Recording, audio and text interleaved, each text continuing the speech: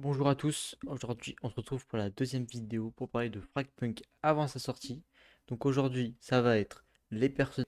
D'abord on va faire les personnages, donc on va faire sous forme de tier list pour à peu près tout, en tout cas sur les personnages, les armes et les cartes. Et on va parler de si elles sont fortes actuellement, de ce que j'en pense.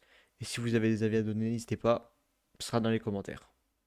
En tout cas, on commence directement avec Broker, qui est un personnage sur le papier assez simple, et pas que sur le papier, mais qui est assez simple à jouer, qui se munit juste d'un lance-roquette, d'une smoke, et de petits pièges qu'on jette sous forme de mines qui explosent quand on s'approche, ou on peut les casser aussi. Donc je trouve que c'est quand même un personnage assez fort. Des smokes dans le jeu, on n'en a pas beaucoup. C'est vrai que c'est assez fort, j'aime beaucoup son gameplay, même si c'est pas mon préféré, mais je le mets quand même, je pense, en S parce que c'est simple à jouer, c'est fort pour les bourrins un peu qui aiment l'explosion, des gros dégâts, c'est franchement pas mal. Donc je le conseille, en tout cas pour les débutants dans le jeu, ça va être vraiment très intéressant. On continue directement avec Axon. Donc Axon, c'est un guitariste, comme on dit, punk, voilà, comme dans le jeu Frag Punk. Dans cette capacité à une guitare, avec il peut jeter des grenades avec ou sans sa guitare, mais avec sa guitare il jette plus rapidement, et plus je crois, je suis pas sûr. Mais il peut jeter des grenades. Il a aussi un masque qu'il peut mettre à chaque fois qui je connais pas exactement ce que ça fait, mais c'est un masque qui augmente ses capacités, je crois. Donc voilà, immunisé contre les aveuglements. Voilà. Donc il a comme passif aussi, il peut slide. Ça c'est très intéressant. Donc pour son kit c'est ça. Je trouve que bah franchement c'est agréable à jouer. Pouvoir slide, à part si on a la carte qui est déjà dessus, on peut. Mais avoir un personnage avec qui slide, ça donne vraiment une autre perspective du gameplay. Je trouve ça vraiment cool. Ça m'appelle un peu Octane. Je rappelle que ça va être un personnage un peu comme ça, je pense. Donc, et franchement, sa guitare en forme de pompe, très très sympa. Ça offre une nouvelle arme, un nouveau type d'arme un peu différent à utiliser. Ses grenades, vraiment sympa à ajouter. Ça se jette comme ça, facile. Son masque, faut trouver le moment de l'utilité. C'est vraiment compliqué à caler. Mais je pense que si on monte en niveau et que ça utilise les armes secondaires pour les flashs, les smokes, etc., ça va être intéressant. Et en tout cas, pouvoir slide, ça va être encore plus dur de vous toucher. Donc très intéressant. Je le mets quand même en A, parce que ça reste pas le plus fort non plus. Mais c'est un personnage que j'apprécie tout de même. Et qui est franchement, pour le coup, assez agréable à jouer. Moi, j'aime bien. Donc écoutez, on aime ça. Ensuite, on continue avec Spider. Spider, c'est un des personnages qui arrivait sur la deuxième bêta, qui n'était pas disponible à la première, il arrivait sur la deuxième avec un tout nouveau kit. Alors, comme tout nouveau kit, on avait quelque chose de très intéressant, il n'a pas été beaucoup joué malheureusement, mais très intéressant. On avait ces téléporteurs qu'on pouvait tout simplement placer avant la manche ou pendant même. Ça nous permettait juste de rentrer dedans et se téléporter là où le deuxième a été placé. Donc franchement, vraiment pas mal. Deux après, et ensuite il avait un piège qui jetait, qui téléportait les gens sur lui. Donc ça, pour le coup, c'était bien aussi, mais dur à caler parce que la zone était quand même assez petite. Un personnage, pour le coup, sur sa deuxième capacité, est très très dur à utiliser, personnellement je trouve, hein. Donc, mais quand on touche quelqu'un, c'est vraiment fort. Faut s'y attendre, faut être sûr de toucher et attendre la cible qui va atterrir devant vous. Ensuite, comme troisième capacité, il avait les toiles d'araignée, comme son nom l'indique. C'est un piège qui aveuglait tout simplement les ennemis à l'explosion. Donc sur ça, ça allait facile à placer, ça explosait quand ça passait. Donc sur ça, pas de problème. Mais pas trop d'utilité sur sa TP, ça peut être intéressant pour retard rapidement, sans plus. Je vois ce qu'ils ont essayé de faire, mais c'est pas mon préféré. Donc on va le mettre en C.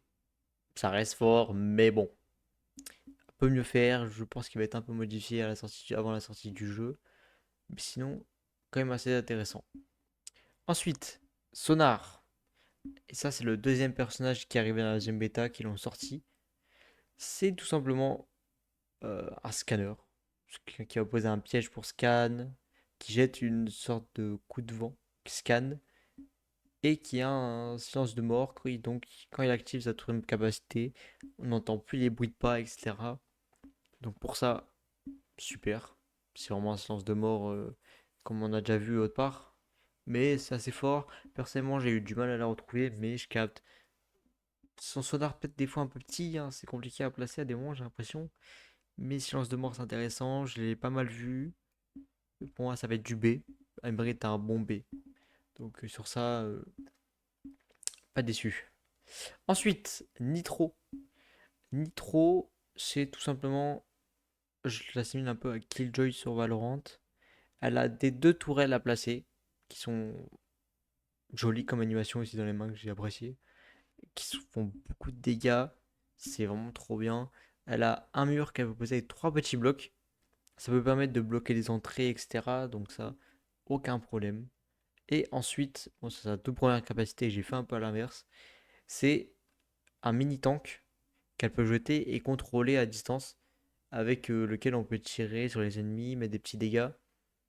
C'est dur à toucher parce que la roquette s'envoie, mais c'est pas instantané, il faut un peu de temps avant que ça touche.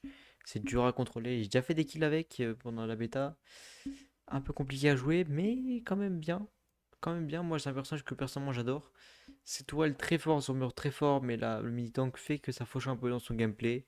Je le mets quand même en A parce que c'est un personnage assez fort, assez polyvalent, qui bloque bien, qui empêche les gens de venir site et ça, j'aime. Ensuite, on a Holopoint. Holopoint qui est directement le sniper du jeu, avec comme capacité principale tout simplement un sniper en plus. C'est un peu comme lui qui a ses guitares. C'est son arme à elle. C'est un sniper qui a le charge, qui peut one shot si elle est chargée à fond dans la tête, je crois. Et on a aussi un mur qui scanne les ennemis s'ils passent devant, enfin dedans. Et on a des pièges qu'on peut placer. Des petits pièges. Quand on passe, ça scanne et c'est bon. C'est des petits pièges qu'on place comme ça. Hop, hop. C'est un personnage qui est surtout joué pour son mur et son sniper. Ces pièges, c'est vraiment utilitaire à d'autres moments. Mais je le mets quand même en B. J'ai déjà pris des grosses balles hein, de bons joueurs pendant la bêta. C'est compliqué à contrer, mais assez fort son sniper. Si on a besoin d'un sniper en plus, sachant qu'avec la boutique, vu que ça, c'est pas, vu que c'est différent, avoir un sniper tout le temps, c'est quand même agréable. Mais bon, au niveau de l'équipe, c'est moins complet. Mais appréciable. Ensuite, Jaguar. Jaguar, alors, c'est tout simplement un, un personnage, je sais pas trop comment décrire, mais il change beaucoup de gameplay comparé aux autres. On le retrouve pas sur d'autres, hein, un peu comme tout le monde, hein, j'ai envie de dire, mais celui-là, il lance une sorte de capacité qui, si ça touche un ennemi, ça crée un mur autour de lui, où lui peut activer sa capacité pour voir les ennemis dans son mur. Donc c'est à peu près ça le gameplay. J'ai pas beaucoup joué, mais je l'ai vu quelques fois. C'est sympa à jouer, mais sans plus. Faudra revoir à la sortie du jeu si vraiment si fort que ça. Il y a aussi son passif, c'est tout ennemi doté de la capacité passive dernier donne du chasseur est détecté. Voilà. Donc, Jaguar, je vais le mettre en B aussi. C'est mid-tier, c'est pas super, super, super fort. C'est pas mal, mais c'est pas exceptionnel, quoi. C'est pas fou, bon, ça vole. Mais c'est quand même pas mal. Prendre de l'information, bloquer des ennemis, avoir du scan. Pourquoi pas. Ensuite, comme personnage, on a Corona. Corona, franchement, super. Moi, j'ai beaucoup aimé le jouer. Il a un dash, une sorte de molotov qu'on jette, qui met du feu au sol, qui met des dégâts. Et on a une flash humaine. En gros, par exemple, c'est lui, tu actives, tu as un petit cooldown, tout petit, hein, et ça active la flash, ça flash l'ennemi qui le voit, tout simplement. Donc tu peux dash, flash, et c'est pour ça. Et je vais le mettre en, peut-être pas en C, mais en A. Parce que franchement, quand tu commences à avoir le flash dash, exceptionnel. Vraiment, vraiment, vraiment trop bien joué. Moi j'ai adoré.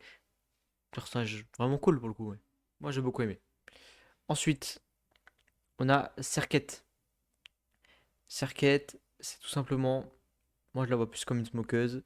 Elle a une tornade qu'elle peut lancer, une station qu'elle peut se déposer, se mettre en petite boule et choisir de se téléporter à un moment quelconque Et elle a aussi un gadget qu'elle jette et qui attire les ennemis dans la zone au milieu.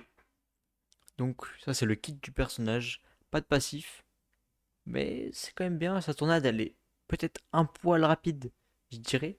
Elle est vraiment rapide quand elle part. Ça va bloquer des allées principales que j'ai déjà vues sur des maps. Franchement agréable à jouer aussi. Moi c'est l'un des premiers personnages que j'ai joué. J'aime bien son kit. Je le mettrais en B je pense. Peut-être en A, hein. Hmm. Ouais, non, pour cette tornade, c'était vraiment handicapant. Trop peu joué. Vraiment compliqué. Ensuite, nous avons Pathogène.